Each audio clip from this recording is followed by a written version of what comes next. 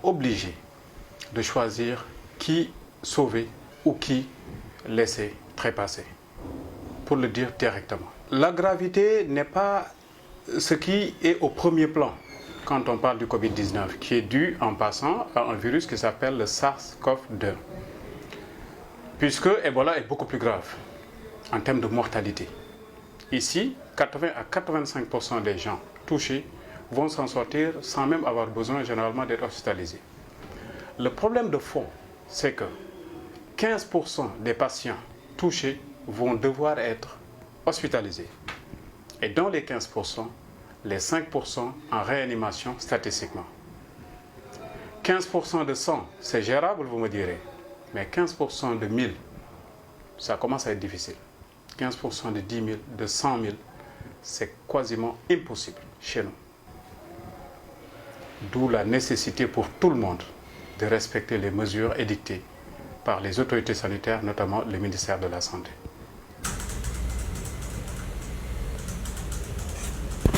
Il faudrait peut-être expliquer un peu mieux le pourquoi on demande aux gens de rester chez eux. Il ne s'agit pas seulement de rester chez soi. Ce virus se transmet de façon très rapide, donc une très grande contagiosité. C'est ça sa particularité. La transmission se fait sous forme de gouttelettes lorsque la personne touchée tousse ou bien lorsque cette personne éternue. Si vous avez à côté quelqu'un qui n'a rien du tout, qui se retrouve à une distance proche, environ moins de 1 mètre, parce qu'on a calculé que les gouttelettes porteuses de ce virus-là, généralement, se retrouvent au sol avant d'atteindre la distance de 1 mètre. Et que le temps de contact demeure suffisant, là, on risque de contaminer son vis-à-vis. On demande aux gens de rester à la maison, pourquoi? Si tout le monde reste chez soi, et que, encore une fois, dans les maisons, les gens respectent la distance réglementaire. Parce qu'il ne s'agit pas de rester à la maison et de faire ce qu'on veut. Quand on sait que dans certaines zones de notre pays, les gens se retrouvent à plusieurs dans une maison. Si les gens ne respectent pas la distance de 1 mètre minimal d'une personne à l'autre et les mesures d'hygiène, on va y revenir tout à l'heure, qu'est-ce qui va se passer? C'est de micro-foyers qui vont se développer un peu partout. On pense avoir réglé le problème, mais c'est d'autres foyers qui vont se réveiller. Donc il faut que les gens respectent ces mesures. Si tout le monde respecte ces mesures, qu'est-ce qui va se passer? Le virus en soi se bat contre notre système immunitaire dans l'organisme. Dans la majorité des cas, c'est le système immunitaire qui gagne le combat et qui élimine le virus. Donc si tout le monde reste à la maison, qu'est-ce qui va se passer? Et qu'il respecte les distances. D'ici 14 jours, au maximum 20 jours, 1 mois, l'écrasante majorité des gens qui avaient le virus en leur organisme vont éliminer ce virus-là, sans avoir le temps de transmettre à quelqu'un d'autre. Il peut y avoir des gens, parmi ces gens touchés, qui soient fragiles ou fragilisés,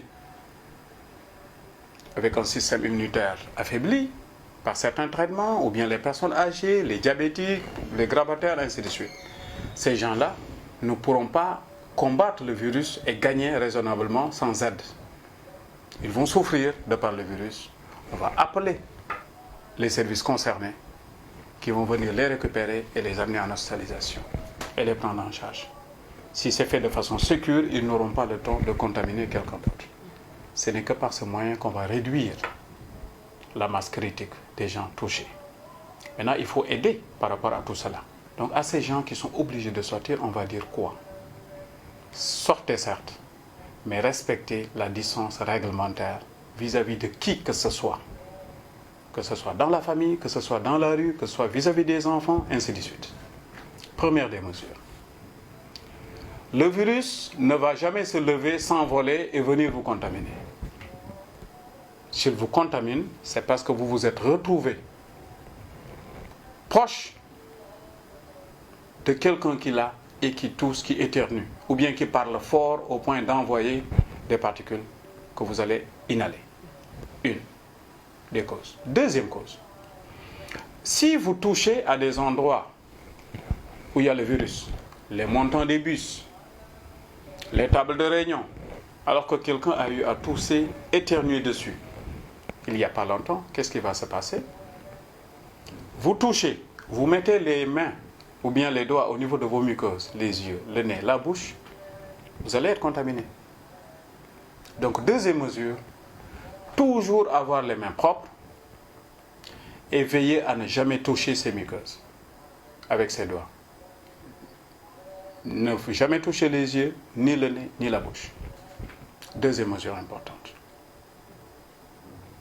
Vous me direz, bon, d'accord, il faut avoir les mains propres. Comment on fait? Je vous dirai que partout où il y a de l'eau et du savon, privilégié. Ça coûte moins cher, c'est plus gérable.